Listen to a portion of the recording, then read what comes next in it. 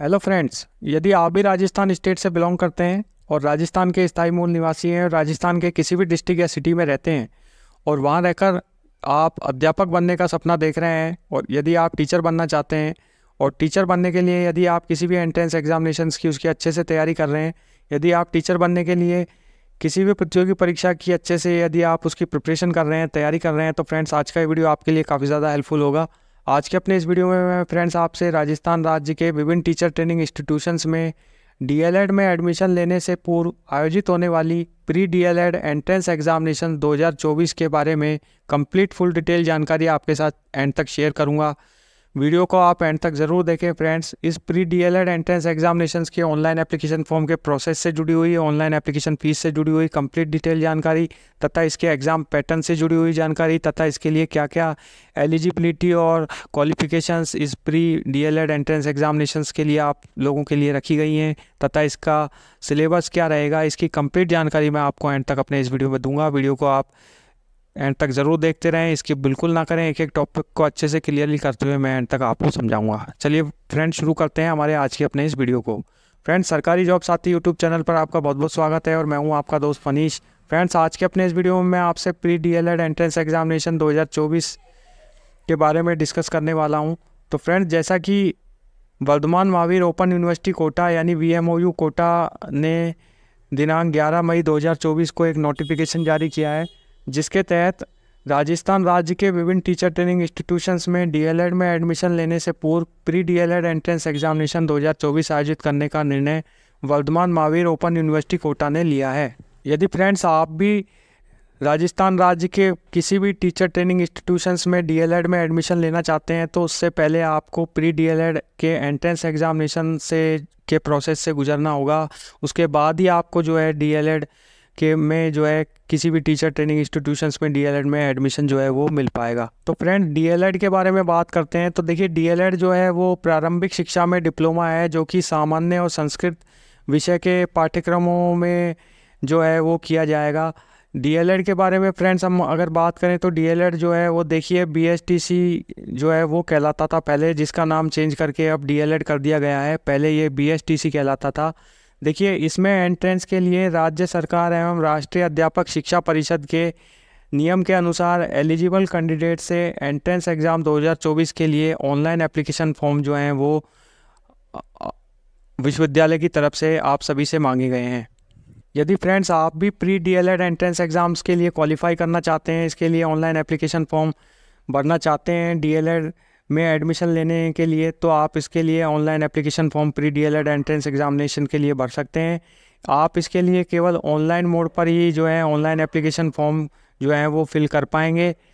Online आवेदन ही आप इसके लिए कर सकते हैं। ऑफलाइन मोड में यदि आप किसी प्रकार का कोई आवेदन करते हैं, जैसे कि यूनिवर्सिटी की वेबसाइट पर, विश्वविद्यालय की वेबसाइट पर जो है आप इसके लिए ऑनलाइन एप्लीकेशन फॉर्म फिल कर पाएंगे।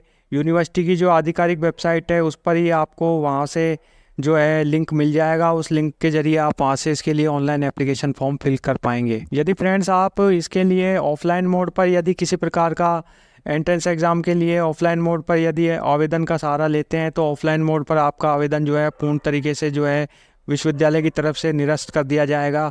यदि आप बाई पोस्ट से या डाक पार्सल के द्वारा यूनिवर्सिटी के किसी भी एड्रेस पर बाई पोस्ट के जरिए अपना आवेदन भेजते हैं तो आपका आवेदन जो है वो पूरी तरीके से आपका पोस्टपोन कर दिया जाएगा। तो ऑनलाइन मोड पर ही आप ऑनलाइन आवेदन इसके लिए एंट्रेंस एग्ज़ाम के लिए करें। फ्रेंड्स, ऑनलाइन एप्लीकेशन फॉर्म जो है आपको एंट्रेंस एग्ज़ाम के लिए यूनिवर्सिटी की जो अधिकृत वेबसाइट है वो प्री डीएलएड राज 2024.in के माध्यम से ही आपको इस पर ऑनलाइन एप्लीकेशन फॉर्म फिल करने हैं। वहाँ से आपको लिंक मिल जाएगा। वहाँ से लिंक के जरिए आप यूनिवर्सिटी की जो ये वेबसाइट है प्री डीएलएड राज 2024.in पर वहाँ से क्लिक करके लिंक के जरिए जो है अपना एप्लीकेशन फॉर्म जो है वो सबमिट करा सकते हैं। तो फ्रेंड्स, प्री डीएलएड में एडमिशन के लिए ऑनलाइन एप्लीकेशन फॉर्म जो है वो सबमिट होना शुरू हो गए हैं। फ्रेंड्स, इसके लिए 11 मई 2024 से ऑनलाइन एप्लीकेशन फॉर्म जो हैं वो फिल होना शुरू हो गए हैं। आप यूनिवर्सिटी की वेबसाइट पर जाकर जो है 11 मई से इसके लिए online application form entrance examination के लिए फिल कर सकते हैं। वहीं इसकी जो देखिए लास्ट डेट रहेगी ऑनलाइन एप्लीकेशन फॉर्म सबमिट कराने की यूनिवर्सिटी की वेबसाइट पर, वो रहेगी 31 मई। जी हाँ, 31 मई तक आप इसके लिए एंट्रेंस एग्ज़ाम के लिए जो है ऑनलाइन एप्लीकेशन फॉर्म जो है वो यूनिवर्सिटी की वेबसाइट पर सबमिट करा पाएंगे। उसके बाद में किसी प्रकार का कोई चांस जो है वो आपको किसी भी कैंडिडेट्स को जो है वो यूनिवर्सिटी की तरफ से ऑनलाइन एप्लीकेशन फॉर्म फिल करने का प्री एंट्रेंस एग्ज़ाम्स के लिए नहीं दिया जाएगा। तो इसके हमारा आपसे यही फ्रेंड्स एडवाइस है आप सभी कैंडिडेट से कि आप 31 मई 2024 का वेट करने से पहले ही अपना जो ऑनलाइन एप्लीकेशन फॉर्म है एंट्रेंस एग्जामिनेशंस के लिए वो आप यूनिवर्सिटी की वेबसाइट पर अपलोड करा दें, ताकि आपको किसी प्रकार की नेट जैसी समस्या या और किसी प्रॉब्लम का कोई इशू ना रहे। वही friends, online application form fill करते समय आप सभी जो इन्फॉर्मेशन है वो अच्छे से क्लियरली अच्छे से चेक करके ही भरें। किसी प्रकार की कोई आप मिस्टेक उसमें ना करें, ताकि आपको किसी प्रकार की कोई प्रॉब्लम आगे किसी प्रकार की फेस करनी पड़े। सभी जानकारी जो है सभी इन्फॉर्मेशन अच्छे से आप फिल करें और उसके बाद में अपना एप्लीकेशन फॉर्म जो है वो सबमिट कराने से पहले एक बार फिर से चेक करें, तभी उसको अच्छे से सबमिट करा के अपलोड यूनिवर्सिटी की वेबसाइट पर कराएँ। अब चलिए फ्रेंड्स, हम बात करते हैं कि एंट्रेंस एग्जामिनेशंस के लिए क्या क्या आपकी एलिजिबिलिटी व क्वालिफ़िकेशंस जो हैं वो रखी गई हैं। देखिए, आपको प्री डीएलएड एंट्रेंस एग्जामिनेशंस में पार्टिसिपेट करने के लिए जो है आपको किसी भी मान्यता प्राप्त बोर्ड से या तो राजस्थान बोर्ड से, राजस्थान माध्यमिक शिक्षा बोर्ड से, या फिर राज्य के देश के किसी भी राज्य के माध्यमिक शिक्षा बोर्ड से जो सीनियर सेकेंडरी है यानी 12th में या उसके आसपास में आपको न्यूनतम % जो है वो विभिन्न कैटेगरी वाइज जो है वो आपको इसमें चाहिए होंगे। कैटेगरी वाइज आपको इसमें क्या क्या मार्क्स लाने। फ्रेंड्स, एंट्रेंस एग्जाम्स के लिए देखिए आपके 12th में यानी सीनियर सेकेंडरी में जो है न्यूनतम क्वालिफिकेशंस अंक जो हैं वो विभिन्न कैटेगरी वाइज निम्नानुसार होना चाहिए। सबसे पहले फ्रेंड्स देखिए, यदि हम जनरल कैटेगरी की बात करें तो जनरल कैटेगरी के जितने भी कैंडिडेट्स प्री एंट्रेंस एग्ज़ाम दे रहे हैं उनको सीनियर सेकेंडरी में यानी 12th में उनके 50% मार्क्स जो हैं वो कम से कम होने चाहिए। वहीं SC ST के कैंडिडेट्स की यदि हम बात करें तो उनके सीनियर में यानी 12th में 45% मार्क्स जो हैं वो एंट्रेंस एग्ज़ाम्स के लिए होने चाहिए, तो ही आप उसके लिए जो है अपना एप्लीकेशन फॉर्म फिल कर पाएंगे।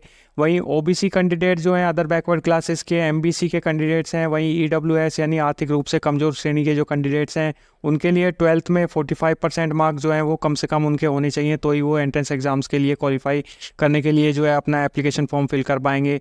वही जो हैंडी कैप कैंडिडेट्स हैं यानी दिव्यांग जो कैंडिडेट्स हैं जो कि 40% जिनकी शरीर में विकलांगता है, वो कैंडिडेट्स यदि एंट्रेंस एग्ज़ाम्स के लिए अप्लाई करना चाहते हैं तो उनके सीनियर सेकेंडरी में 45% मार्क्स जो हैं वो कंपलसरी होने चाहिए। वहीं महिलाओं की बात करें, फीमेल कैंडिडेट्स की बात करें तो ऐसी फीमेल कैंडिडेट जो कि विधवा हैं, तलाकशुदा हैं या परित्यक्ता महिलाएं हैं, ऐसी फीमेल कैंडिडेट्स को जो है प्री एंट्रेंस एग्ज़ाम्स में सीनियर में 12th क्लास में जो है 45% मार्क्स जो हैं वो होने उनके कंपलसरी जो हैं वो ज़रूरी हैं।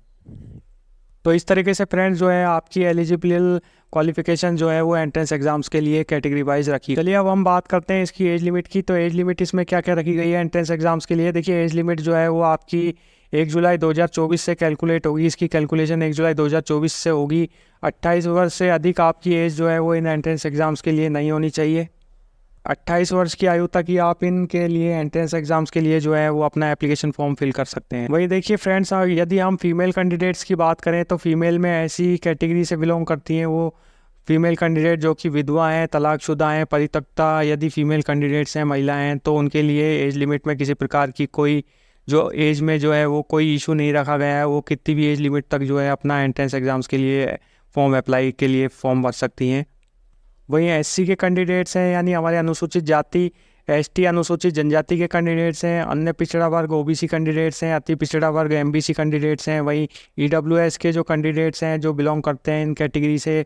वहीं फीमेल कैंडिडेट्स की हम बात करें, महिलाएं जो किसी भी कैटेगरी से बिलोंग करती हैं उनको राजस्थान राज्य सरकार द्वारा निर्धारित प्रावधानों और नियमों के अनुसार जो एज लिमिट में छूट प्रदान की गई है उनको जो है इसमें अप्लाई किया जाएगा। इन कैंडिडेट्स को कैटेगरी वाइज जो है देखिए फ्रेंड्स, अपनी कैटेगरी के अनुसार जो है उनकी एज लिमिट में जो छूट है वो राज्य सरकार द्वारा जो है प्रावधानों के अनुसार दी जाएगी। रिजर्वेशन की बात करें तो रिजर्वेशन देखिए फ्रेंड्स जो है वो स्टेट गवर्नमेंट के अनुसार पूरी तरह से नियमानुसार लागू होगा एंट्रेंस एग्जाम में। भाई चलिए फ्रेंड्स, अब हम बात करते हैं इसके ऑनलाइन एप्लीकेशन फ़ीस की। तो ऑनलाइन एप्लीकेशन फ़ीस इसकी क्या रहेगी। देखिए, DLED में एंट्रेंस के लिए यदि सामान्य वर्ग से यदि आप DLED में एडमिशन लेना चाह रहे हैं तो, या फिर संस्कृत विषय के पाठ्यक्रम से यदि आप एडमिशन लेना चाह रहे हैं डीएलएड में, तो उसके लिए आपको 450 रुपये जो हैं वो पे करने होंगे। वहीं डीएलएड में यदि आप सामान्य और संस्कृत दोनों सिलेबस से यदि आप डीएलएड में एंट्रेंस एग्ज़ाम्स के लिए यदि फॉर्म फिल कर रहे हैं तो आपको 500 रुपये जो हैं वो आपके लिए एप्लीकेशन फ़ीस जो है वो आपको जो है वो देनी होगी। वहीं इस एंट्रेंस एग्ज़ाम का जो एग्ज़ामिनेशन फ़ीस है आपकी, वो किसी भी कंडीशन में जो है वो यूनिवर्सिटी की तरफ से रिफंडेबल आपको नहीं की जाएगी। इस तरह से जो अपना आवेदन है वो आप देख कर ही जो है अप्लाई करें। वही देखिए फ्रेंड्स, एग्ज़ामिनेशन से रिलेटेड जो भी आपकी इंफॉर्मेशन है वो आपको एसएमएस के माध्यम से या आपके द्वारा ऑनलाइन एप्लीकेशन फॉर्म में फिल कर किए गए मोबाइल नंबर पर ही जो है आपको यूनिवर्सिटी की तरफ से जो है सेंड की जाएगी। वही देखिए फ्रेंड्स, ऑनलाइन एप्लीकेशन फ़ीस जमा कराने के लिए आपको ऑनलाइन पेमेंट मोड का सहारा लेना होगा। Debit card, credit card, net banking, UPI के जरिए आप जो है अपना ऑनलाइन एप्लीकेशन फ़ीस जो है वो यूनिवर्सिटी की वेबसाइट पर सबमिट करा सकते हैं। वही देखिए फ्रेंड्स, अब हम बात करते हैं इसकी परीक्षा के प्रोसेस के बारे में। जो देखिए आपकी परीक्षा जो है वो आपकी 30 जून 2024 को जो है आपकी परीक्षा प्री डीएलएड एंट्रेंस एग्ज़ाम्स के लिए जो है वो आयोजित किया जाना अभी प्रस्तावित रखा गया है यूनिवर्सिटी की तरफ से। 30 जून को आपकी जो है एग्ज़ाम प्री डीएलएड का एंट्रेंस एग्ज़ाम का हो सकता है। देखिए फ्रेंड्स, ये आपकी जो परीक्षा है वो टोटली ओएमआर बेस्ड आधारित परीक्षा होगी, यानी लिखित परीक्षा आपकी होगी। ओएमआर शीट पे ये आपकी जो परीक्षा है वो ली जाएगी।